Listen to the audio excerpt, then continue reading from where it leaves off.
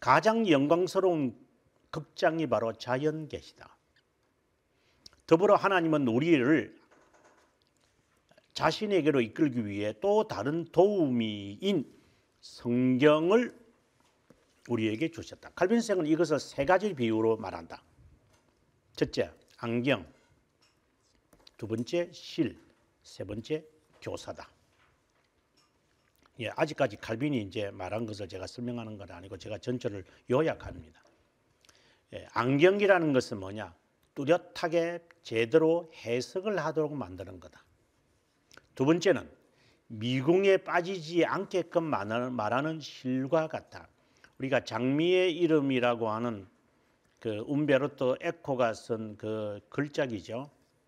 제가 볼 때는 뭐 내용이 별로 그렇게 좋지는 않는데 장미의 이름이라고는 에코가 쓴 이 책을 보면 거기에 이제 수도사가 함정에 빠져가지고 빠져나오는데 미로에 빠져버리잖아요. 그래 미로에서 빠져나올 수 있는 길이 없는 거예요. 이쪽으로 가면 저쪽으로 똑같은 길을 계속해서 반복이 되는 그때에 그 프란체스코 수도사가 딱 아이디어를 내죠. 너 옷에 이 옷들이 이제 삼베 옷과 같은 이런 그 옷을 입고 있어야 돼. 거기에 실밥을 풀어라.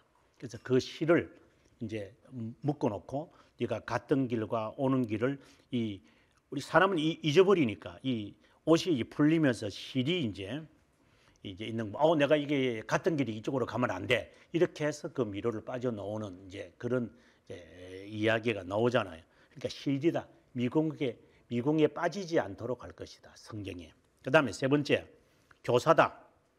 바르고 순전한 교리를 우리에게 인도할 거고 하늘까지 이제 이 모든 것은 하늘로부터 시작되어져야 한다. 다른 말로 말하면 영혼에서부터 시작되어져야 한다는 것을 우리에게 가르치는 교사다.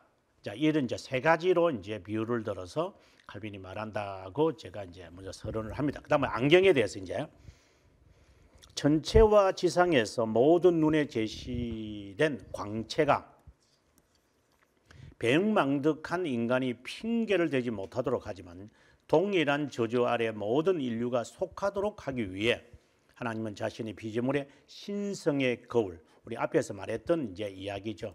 모든 자에게 제시하였기에 3장이네요. 3장.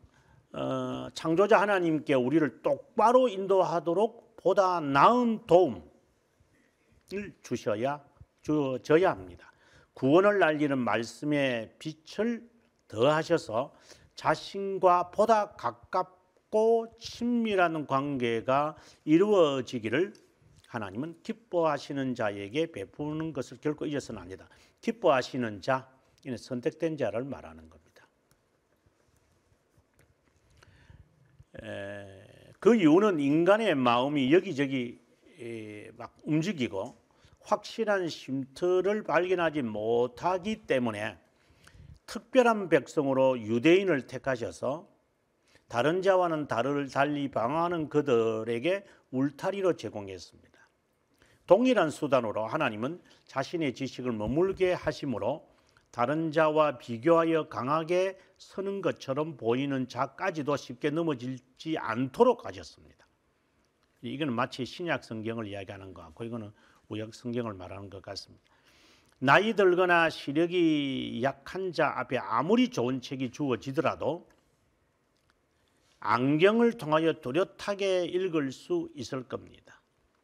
우리 마음에 혼동된 신성의 인각, 저는 여기서 말하는 혼동이라는 것은 제가 많이 강조를 하는데 예수 믿기 전에 가지고 있던 이 철학 사상이 있어요. 또 그 외가 아니라 우리가 세상에 살아가면서 갖는 우리도 알지 못하는 사이에 이렇게 젖어드는 여러 이런 세속 철학이 있어요. 세력 사상. 이러한 것에 이러한 사상들이 있는 것이죠. 우리 마음을 헷갈리게 말이죠. 그 인각을 모은 성경은 어둠을 쫓아내고 이러한 것에 대한 신성의 이 안경과 같은 것이 딱 등장을 해서 뚜렷하게 이렇게 가려내게끔 할 것이다. 그러므로 하나님은 특별한 은사를 베푸셨는데 그때는 교회의 지침으로 단순히 무덤덤한 교사만 택하지 않고 자신의 신성한 입을 여실 때이고 경배해야 될 분이 하나님 외에 없고 동시에 그분이 경배를 받으시는 그 하나님이심을 선언할 때다.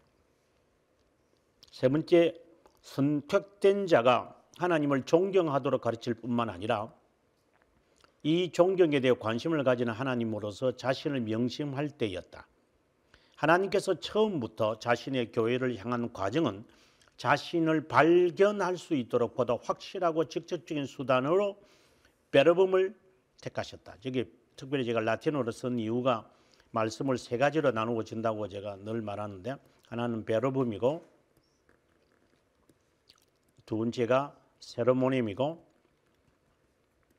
세 번째가 보챔이다. 이렇게 제가 이야기를 합니다. 이 말씀 선포를 말하죠. 말씀 선포를 통하여 이런 평범한 증거들을 보완하게 하셨습니다. 그러니까 쉽게 말해 설교죠. 설교나 성경의 메시지를 통해서 헷갈리는 것, 다양하게 말하는 세르모니에 대해서 잘못 말하고 있는 것을 말씀 연구를 통해서 이거 아니구나 하고 가릴 수 있도록 하신 것이다. 그 말을 지금 하고 있습니다. 이런 도움으로 하나님은 아담, 아브라함 및 다른 족장들이 불신자와 구별되게 하는 그 친밀한 지식을 얻도록 한 것이 틀림없습니다. 신자, 여기 지금 그냥 이거는 직접적인 관련은 없지만 참된 신자와 거짓된 신자 어떻게 구별합니까? 참된 신자와 거짓된 신자가 차이점은 신앙 고백에서 말합니다. 참된 신자는 하나님을 아빠, 아버지라고 부를 것이다. 그러면 뭐 거짓된 신자도 그렇게 말하잖아요. 하나님 아버지요, 뭐 이렇게 말하거든요. 그러면 차이가 그 다음에 또 들어가야죠. 참된 신자는 그리스도의 멍에를 메고 그의 말에 순종할 것이다. 거짓된 신자는 거리가 조금 멀어지게 되죠. 그 다음에 참된 신자와 거짓된 신자 뚜렷하게 구별되어지는 가운데 하나가 세 번째가 성례다.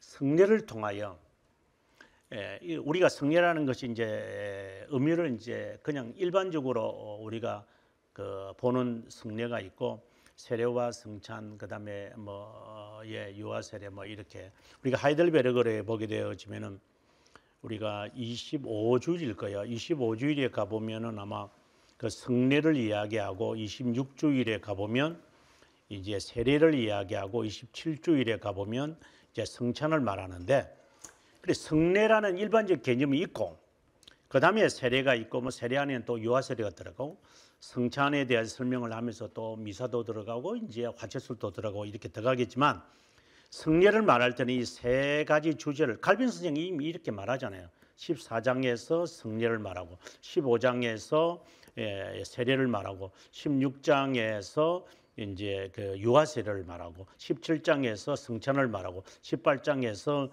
이제 그 미사를 말하고 미사인가 정확하게 제가 갑자기 그다음에 19장 5가지 거짓 성례 맞네. 그다음에 20장에서 이제 시민 정부를 말하는데, 근데 칼빈의 이 그 사권 14장부터 나오는 요 룰을 그대로 하이델베르가 그대로 갖고 간 거거든요. 그와 신앙 고백에서도 웨스트민스터 신앙 고백에서도 이 룰을 그대로 따라가는 거고, 그래서 성례를 먼저 설명을 하고 그 다음에 세례 설명하고 성찬을 설명한다. 그래서 사람들은 일반적으로 성례 이렇게 하면은 성례에 대한 일반적 개념은 제쳐놓고 그 세례 성찬이잖아. 어떻게 들어보고 그럴듯하게 말하면 일반적인 성례에 대한 개념은 다 집어 던져놓고 세례잖아, 성찬이잖아. 이렇게 말하면 그거는 진짜 산수하고 있는 사람 같아요. 기하학이 뭐고 수학이 뭐고 천문학이 뭐고 이런 것을 그 음악이 뭔지 잘 모르는 사람 같아요. 그래서 성례를 통하여 참된 신자와 거짓된 신자가 뚜렷하게 구별될 것이다. 왜 성례가 참된 교회와 거짓된 교회에 구별되는 표지를 우리 신앙인들이 고백을 하는 것, 바로 이 점입니다. 방금 말했던 뭐 세례 성찬, 우리 교회도 세례하고 성찬 베푸는데 내가 그럴 줄 알았어요. 그렇다면 그거는 그 말씀은 맞지만 그거는 한 부분이잖아요. 그 성례에 대한 개념을 네가 한번 말해봐. 그러면 세례 성찬은 왜 알 게 뭐 있어요? 그러니까 말해보라고. 성례에 대해서. 성례가 뭐라고 그러면. 세례와 성찬을 집행하는 것이 참된 교회의 표지라고 말한 적이 안 해요. 성례예요, 성례. 그러면 성례가 예수 그리스도께서 제정하신 대로 성례가 집행해야 되거든요. 그럼 성례에 대해서 말을 해야죠. 그리고 난 다음에 세례와 성찬에 대한 의미를 말할 수 있겠죠. 우리도 성찬하고 세례 베푸니까 우리 참된 좀 알면은 제대로 알아가지고 말을 하세요. 모르면 가만히 있던가. 그래서 이 참 신자와 거짓된 신자를 구별하는 것은 그렇게 어렵지 않습니다. 아주 간단한 문제인 것입니다. 칼빈은 그런 말을 많이 하죠. 계속해서 그들이 영원한 복을 소망하도록 격상시킨 믿음에 관한 특별한 교리를 말하려는 것이 아닙니다. 사망에서 생명으로 옮겨지기 위해서는 하나님을, 칼빈이 정확하게 지금 말합니다. 창조자 하나님과 구속자 하나님을 반드시 알아야 합니다. 두 종류의 지식을 말씀에서 확실하게 얻을 수 있습니다. 이 말은 성경 안에 창조자 하나님을 말씀하시는 것이냐 구속자 하나님을 말씀하시는 것이냐를 찾아낼 줄 알아야 한다, 이 말입니다. 창조자 하나님의 특성을 우리가 말하게 될 때는 창조자 섭리를 이제 주로 말하잖아요. 구속자 하나님에 대해서 말할 때는 섭리라는 개념이 아니라 속죄에 대한 개념을 하고 있어요. 성격이 조금 달라요. 이거는 섭리고 이거는 속죄죠. 이것도 설명하고 들어가면 또 깊이 또 함정에 빠질까 봐서 제가 지금 깊게 설명을 안 하겠지만, 아무튼 간단하게 말을 할 때에 이거는 구속 속죄를 말하는 것이고 여기는 섭리 쪽으로 기울어질 것이다. 순서상 처음 지식은 세상을 만드시고 창조자 하나님이죠. 하나님과 친밀하게 합니다. 섭리를 말하는 거죠. 그런 후에 세상의 창조자만 아니라 죽은 영을 살리고 모든 사건의 저자며 배열자이심을 더합니다. 오늘 창조자 하나님에 대한 이야기고, 그 다음 구속자 하나님은 중보자의 인격에서 나타납니다. 왜? 속죄와 관련이 되기 때문에. 타락과 타락성을 아직 고려하지 않았기에 구속에 관해서는 설명을 좀 연기하도록 하겠습니다. 이 구속에 관해서는 어디까지 가느냐 하는 것은 여기에 보시면 밑에 76에 보시면 제가 설명이 되어 있을 겁니다. 그래서 2권, 5장 그리고 사도행전에 나타나는 이 16장 이런 설명에서 좀 나중에 미루어 놓도록 하겠습니다. 이제 나중에 이제 칼빈생이 그 2권 1장에서도 그 언약이라는 단어를 처음 딱 도입을 하는데, 그래도 그러죠. 언약에 관해서 나중에 좀 설명을 자세하게 하겠습니다. 그리고 예정에 관한 이야기가 이제 섭리 이야기를 하면서 1권 16장인가 그래 이제 설명을 하면서 예정을 딱 단어를 끄집어내요. 하지만 이것도 나중 가서 하는데 벌써 3권 21장 가서 설명하죠. 그래 이런 부분들이 칼빈의 글을 읽기가 어려운 거예요, 실제로. 칼빈은 앞으로 할 설명을 여기에 이제 먼저 복선을 깔고 이 내용을 가지고 이제 앞으로 전개할 것이기 때문에 그 전개에 실제로 3권 21장을 바라보면서 예정을 말할 때는 이 예정을 어디서 칼빈이 먼저 도입을 했느냐를 보면 그 섭리라는 부분에서 먼저 도입을 하니까 칼빈의 머릿속에는 섭리라고 하는 이 진리를 이해를 하려면 예정이라는 진리를 갖고 와야만 하는데, 그럼 지금 방금 제가 설명하는 것처럼 자연신학 이야기해놓고 쫙 설명해버리고 그 다음에 가버리면 우리가 헷갈리니까 칼빈이 그렇게 안 하겠다는 거죠. 언약도 마찬가지고 언약에 대한 설명을 지금 이제 그 타락에 대한 그 원주에 대한 설명을 하면서 언약을 말해놓고 요 이야기를 지금 해야 되는데, 그러면 언약에 대한 이야기는 2장 9항부터 이제 2권 9장부터 나오는 단어, 물론 그 전에 7장에도 좀 언급하지만 나오는 건데 그때 그 언약이라는 개념을 이해하려면 이건 1장의 원죄에 대한 개념을 갖고 있으면서 이제 이게 돼야 되는. 그래서 칼빈의 이 글을 읽을 때는 이 전체가 머릿속에 담겨 있지 않으면 1장에서 5장 읽다가 그냥 6장 읽으면 다 잊어버리고 7장 가가지고 1장에서 6장 까먹는 이런 식으로 기독교 강론을 읽었다고 말하면은 뭐 잘난 체는 하겠지만 별 의미가 없습니다.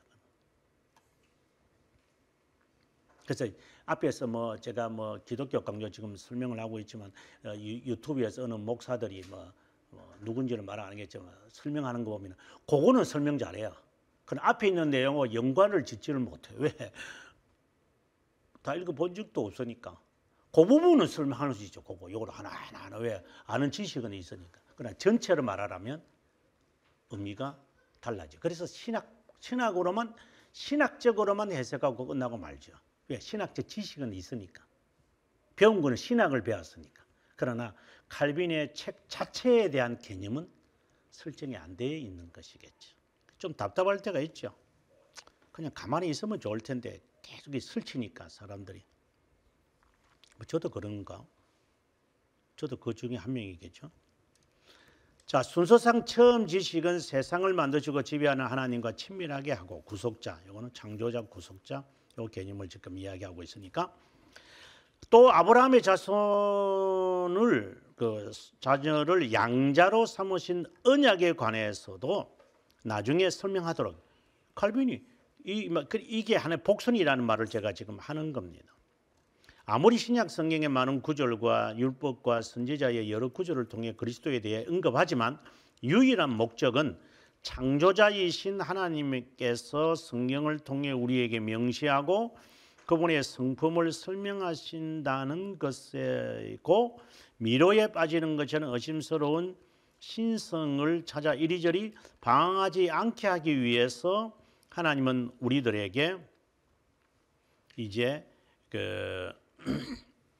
성경을 주신 거다. 미로에 빠지지 않게끔 하시는 거다. 그걸 먼저 생각하면 좋겠습니다. 그 다음에 하나님은 신탁과 환상이라는 인간의 도구와 사역을 통해 조상에게 자신을 계시하시면서 요 자신의 계시한다는 이 말을 다른 말로 바꾸면 하나님의 영광을 계시하셨다 이렇게 말해도 되죠.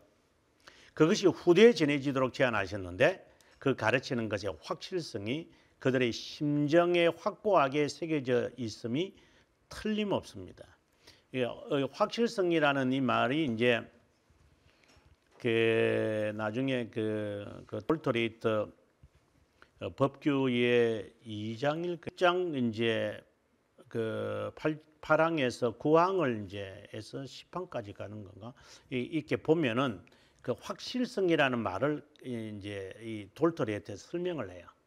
하나님이 우리들에게 보여주시는 것은 certainty다. 그 certainty가 하나님이 우리들에게 비춰지면 이걸 assurance가 된다. assurance를 인간이 경험하게 될 때 이거는 confidence가 된다.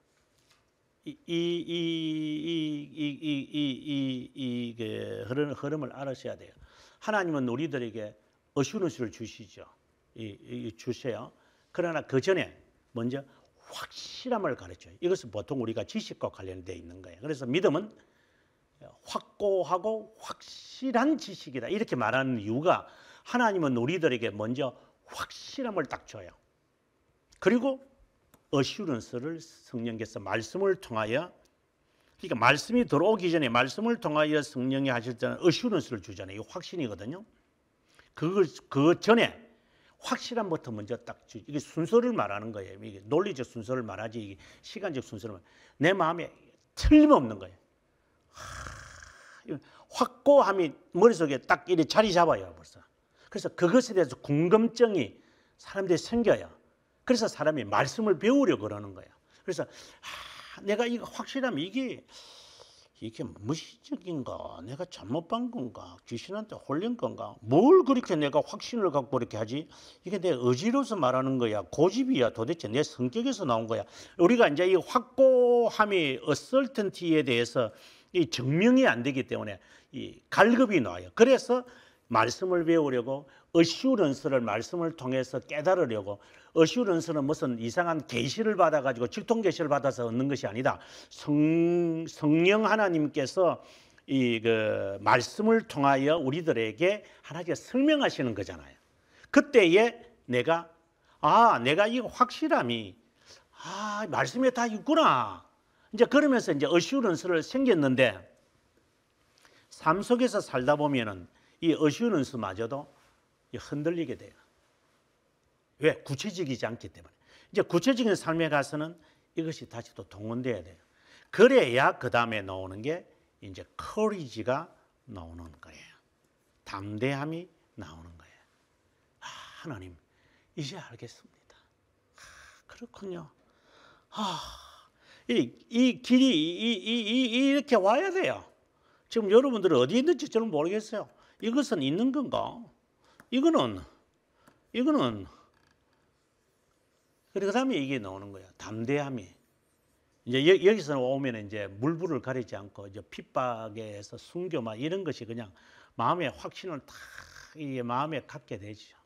근데 이게 그렇게 쉽지는 않겠죠. 근데 이렇게까지 하는 사람들은 하나님께 이미 영광을 받은 사람이에요.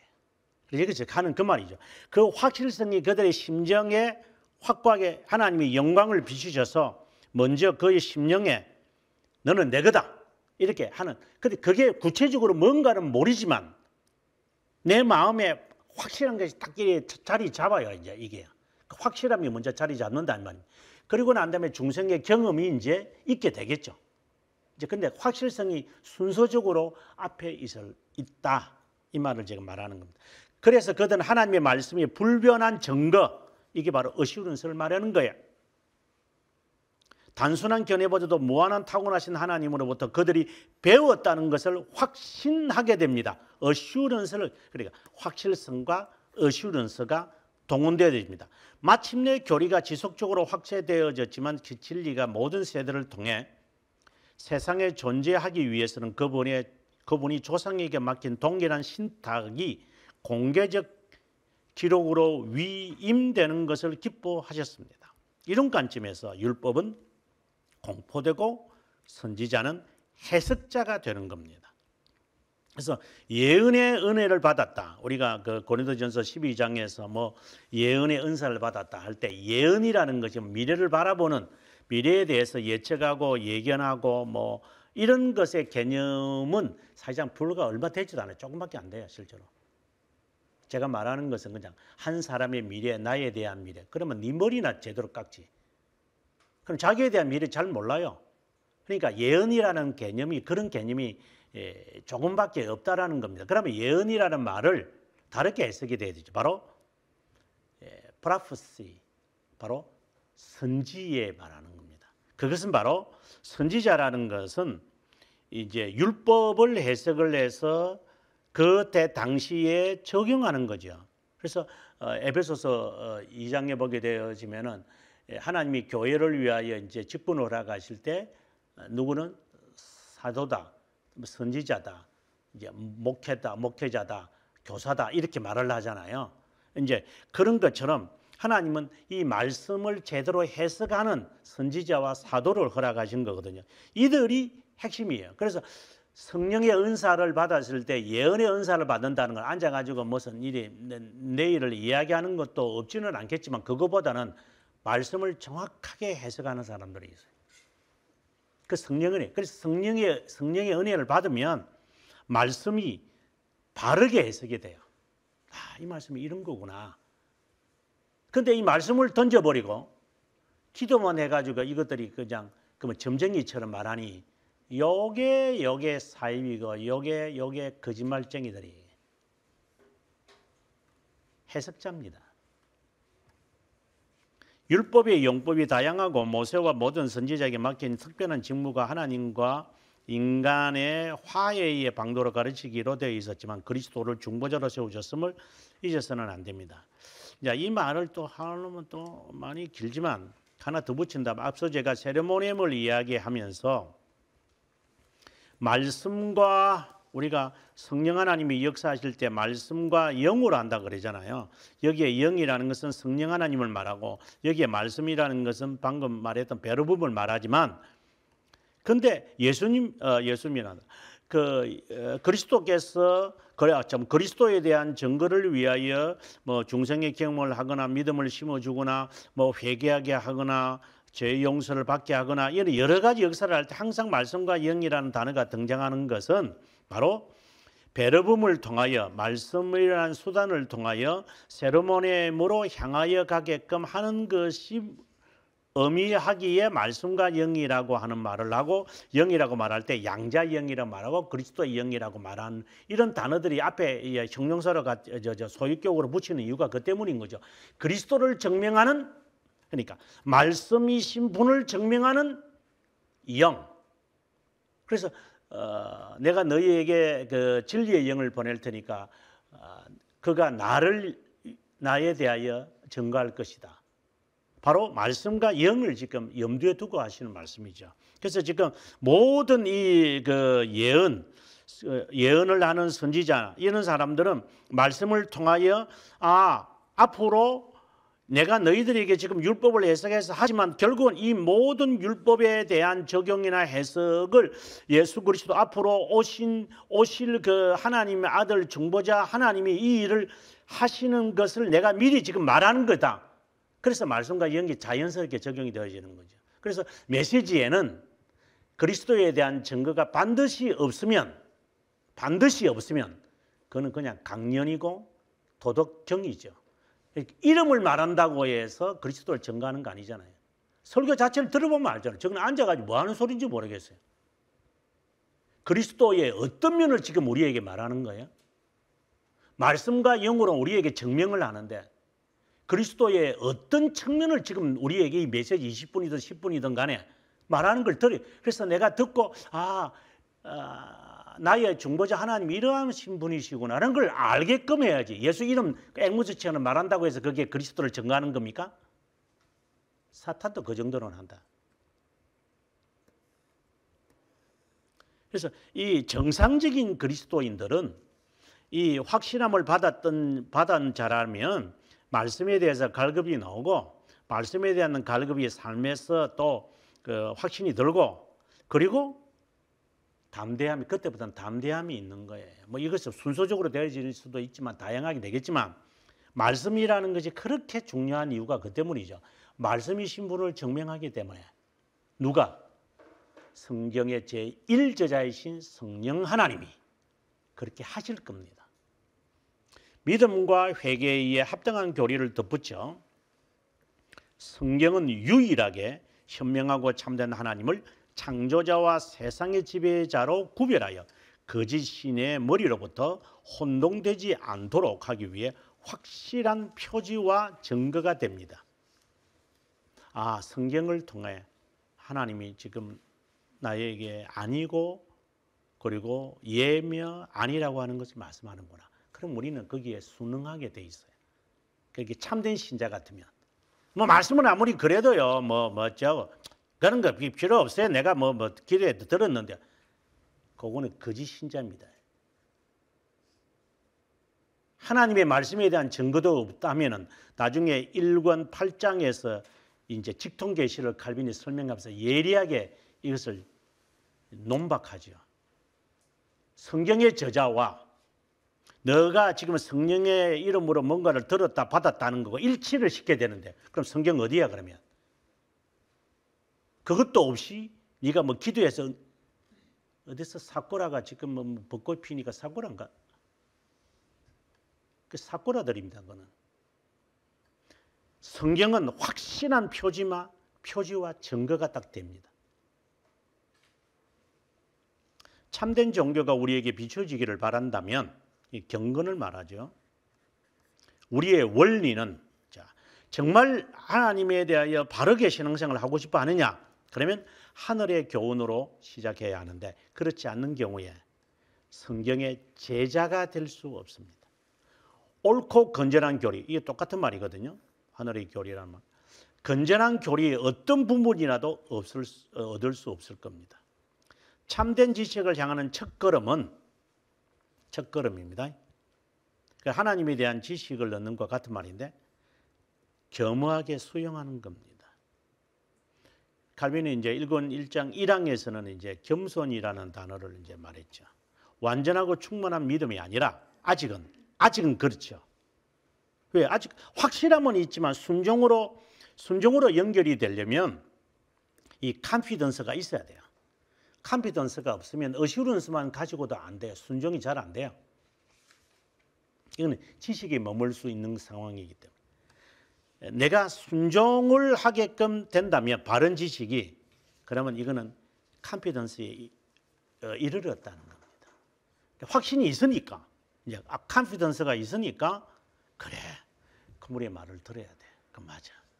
그러면 어슈런스가 있을 때도 할 수 있지 않겠어요? 하겠죠. 제가 이렇게 엄격하게 구별되는 것이 아니라 제가 좀 더 강조를 하기 위해서 말하는 거니까. 근데 본래 또 순종하는 사람들이 있어요. 또 성격상으로. 이제 이게 이제 헷갈리기 시작하는 거죠. 본래 눈치밥을 먹으면서 착한 척하는 사람이 있고 성령의 조명을 받아가지고 그러니까 영광을 체험을 해서 하나님의 말씀으로 다져졌기 때문에 순종하는 사람이 있어요. 이게 이제 헷갈리기 시작해요. 그래서 이제 이것을 이제 앞서 말씀드린 대로 참된 신자와 거짓된 신자를 구별하는 제가 세 가지를 이야기한 이건 뭐 제가 한 것은 아니고 그 신앙 고백에서 말하는 거니까 그걸 갖다 대면 금세 파란색인지 빨간색인지 딱 드러나요. 아주 간단한 거 이거는 어려운 것도 아니에요. 그냥 딱 갖다 대면 산성과 알칼리성이 딱 드러나게 돼 있어요. 그래 알칼리성 드러나면 뭐라는 줄 압니까? 산성이 드러나 알칼리성 드러나면은 저것 때문에 그랬어요. 저것 때문에. 그래서 내가 수박관리경이다. 하나님은 모든 세대의 인류를 위해 마련한 단 하나의 섭리를 행하십니다. 섭리를 행한다. 상당히 중간에 이제 뭔가를 좀 빠진 것 같은 느낌이 있죠. 정말 하나님 앞에서 하나님에 대한 지식을 사모하고자 하는 사람, 어슈런스를 이루고자 하겠죠. 그러면 순종이 나오겠죠. 그런 순종은 이런 이제 단계를 지금 말하는데 이렇게 그것은 하나님이 우리를 이끄시는 단 하나의 섭리입니다.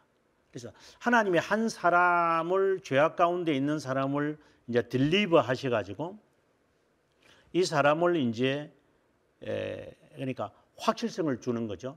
딜리버해서 외적 부르심이라고 할 수 있고 이 사람을 이제 교회로 하나님이 이끄시잖아요.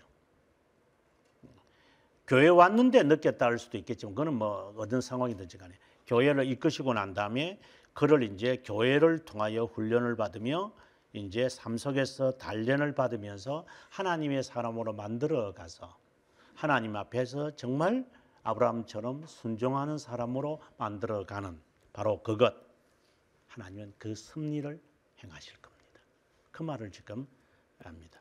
그걸 위해서 우리는 잊지 말아야 하는 것이 있는데 바로 성경이라고 하는 이 도구를 잊지 마십시오. 그래서 안경이라고 하는 것을 오늘 우리가 살폈고 다음 시간에는 실, 교사 이런 부분을 설명하도록 하겠습니다. 오늘 우리가 이 실에 대한 이야기를 우리가 지난 시간에 1권 6장 2항까지를 했는데 한번 또 우리가 1권 6장이죠. 1권 6장의 이제 내용을 우리가 봅니다. 성경에 관한 내용인데 인간의 마음이 얼마나 쉽게 하나님에 대해 망각해 버리고 있는지 온갖 종류의 오류에 치우치고 신흥적이고 가공 종교에 빠지는데 얼마나 쉬운지 무지한 자에 대하여 멸망하고 오류들의 가운데 빠져 사라지고 인간의 무례한 행위로 타락해지지 않기 위해 하나님은 교리의 저장소와 같은 것이 얼마나 필요한지 이해할 수 있을 것이다.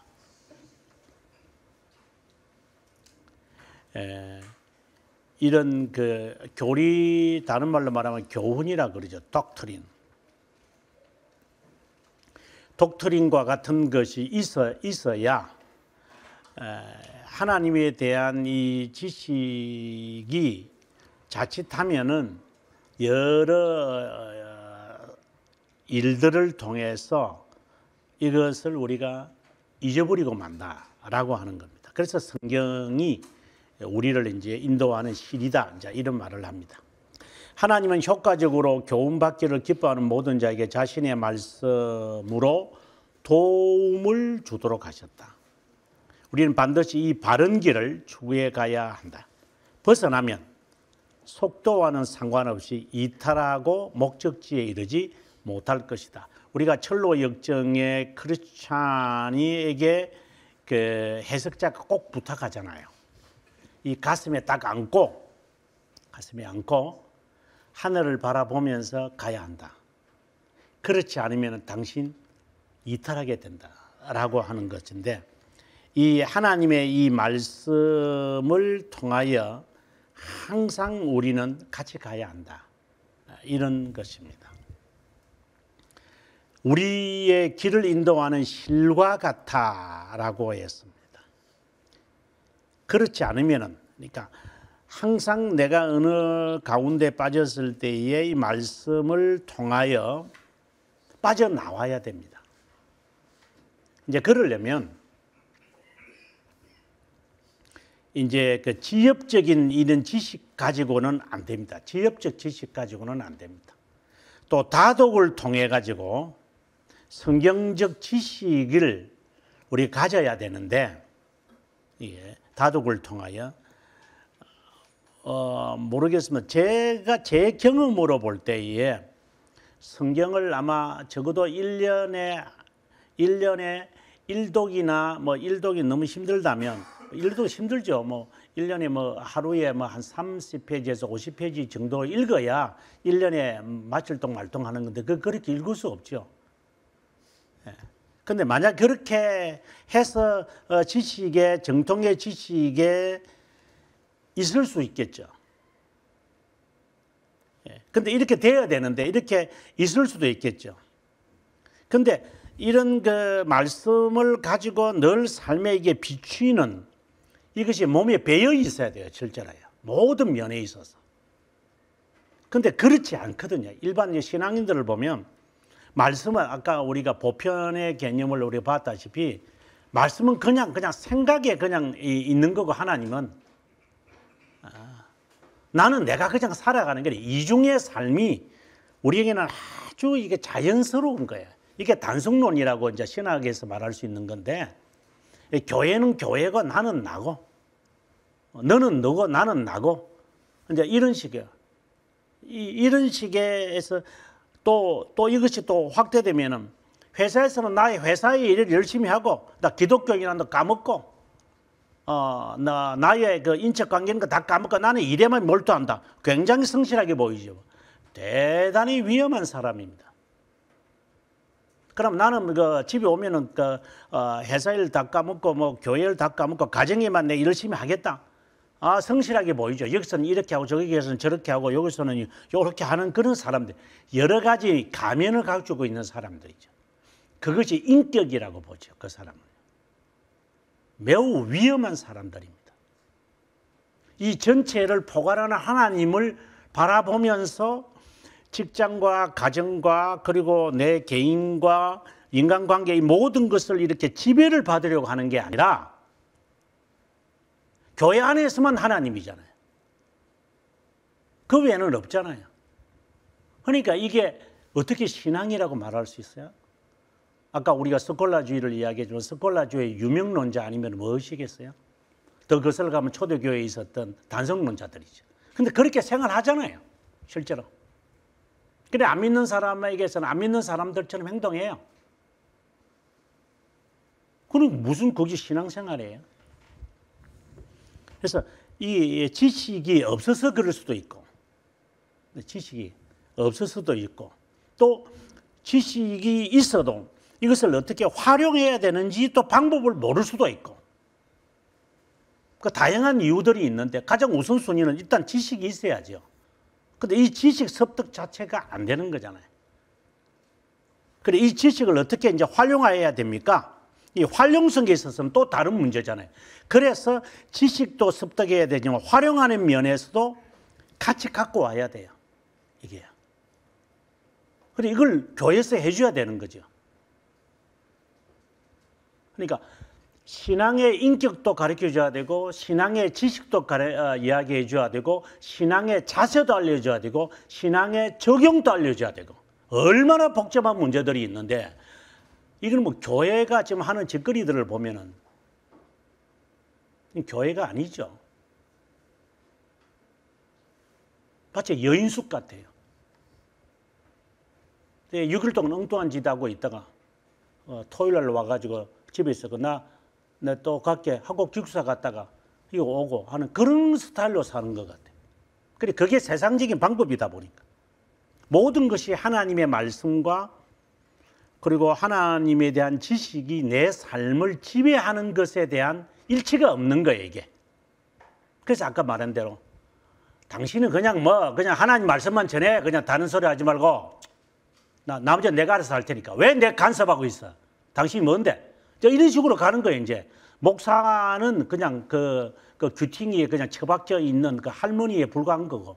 내 돈 주면 그냥 돈대로 쓰면 되는 거지. 이런 식으로 가는 거예요. 이게 아주 못된 그 버릇을 세상에서 갖고 온 버릇을 그대로 갖고 오는 거예요.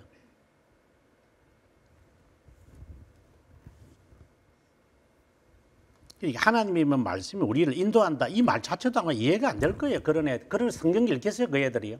이런 식으로 생각하는 사람들이. 성경을 배우겠어요?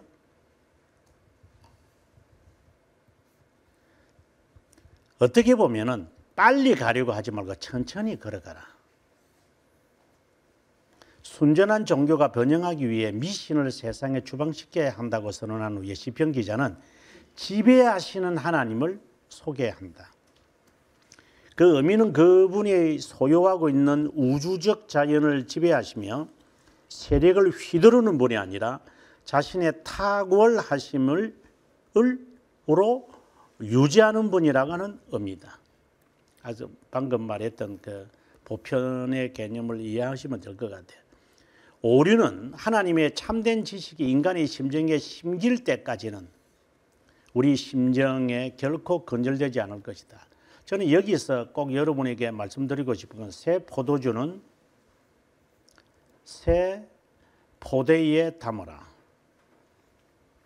있는 거 제거하지 않고 새로운 것에만 추구하지 마라. 예수 그리스도가 하신 말씀 그대로입니다. 그리스도를 따르려면 새 포대를 준비해라. 그리고 새 포도주를 넣어라. 지 인간적인 것 그대로 다 유지하면서 그리스도를 따르겠다? 그럼 터져버린다. 그거 안 된다, 그거는. 아니, 새로운 마음을 가져서 새로운 삶을 살기 위해서는 과거에 있는 모든 습관, 관습, 관행, 이거 다 정리해라. 그 정리하고 난 다음에 새로운 가구를 집어넣어라. 있는 데다 계속 그냥 새 것만 갖다 놓는다고 해서 새가 되는 게 아니다. 이게 분명히 알아야 될 것 같아요. 그래서 참된 지식을 가지려면 옛 지식을 포기할 수 있는 법을 배워. 그래서 자기 부인과 십자가 지는 삶이 자연스럽게 나오는 겁니다. 그런데 두 번째 내용이 더 중요한데 마치 성경은 학교와 같다라고 합니다. 하늘이 하나님의 영광을 선포하고 궁창이 그의 손으로 하신 일을 나타낸다. 라고 말을 하고 난 다음에 아주 통찰력을 우리에게 주는데 하나님의 율법을 언급한다. 율법이 그 밖의 의미로 사용되지만 일반적으로 자녀를 훈련시키기 위한 특별한 학교와 국가에 주어진 초청으로 천지를 통해 그분을 바라보는 것이 얼마나 허무한지를 증명하는 것입니다. 마치 하나님은 이 세상에 있는 모든 현상들 배우는 학교라고 봐야 한다. 특별히 성경은 더욱더 그렇다. 여기서 배워서 그 다음에 어떻게 삶으로 가야 되는지에 대해서 알아야 하는 것. 성경은 바로 그런 거다. 천둥과 폭풍우를 통해 하나님의 목소리를 공포한 후에 영광이라고 한다. 이유는 불신자들은 공중에 울려 퍼지는 하나님의 모든 사역의 귀머거리이기 때문이다. 이것은 우리가 성례라고 하는, 여러분 제가 지금 하이델베르그 교리문답서 이제 성례 부분을 아마 여러분들이 26주일에서 아마 배우게 될 건데 69문부터 71문에 이제 이 성례, 뭐 세례 이런 부분들이 이제 뭐 25주부터 시작하죠. 27주, 28주 이렇게 나가는데 이 부분에서 성례에 대한 개념을 설명할 때에 성례인 두 성례인 그 세례와 이 성찬을 이제 설명을 하는데 꼭 그 전에 신앙 고백서라든가 하이델베르그도 그렇고 벨지카도 그렇고 일반 성례를 개념을 설명하고 세례와 성찬을 갑니다. 그래서 우리가 유의하셔야 됩니다. 참된 교회의 표지가 뭡니까? 그리스도께서 제정하신 성례를 집행하는 거다라고 합니다. 그럼 우리는 딱 떠올립니다. 세례와 성찬. 그 전에 신앙 고백서는 성례에 대한 개념을 정리합니다. 하고 난 다음 그 다음에 이것으로 가야 됩니다. 그래서 이 정리가 되어야 됩니다. 성례라고 하는 개념이.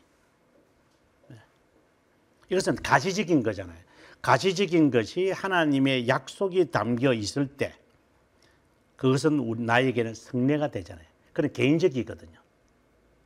어떤 사람은 천둥을 듣고 숨는 사람이 있고 어떤 사람은 천둥을 통하여 하나님을 바라보는 사람도 있겠죠.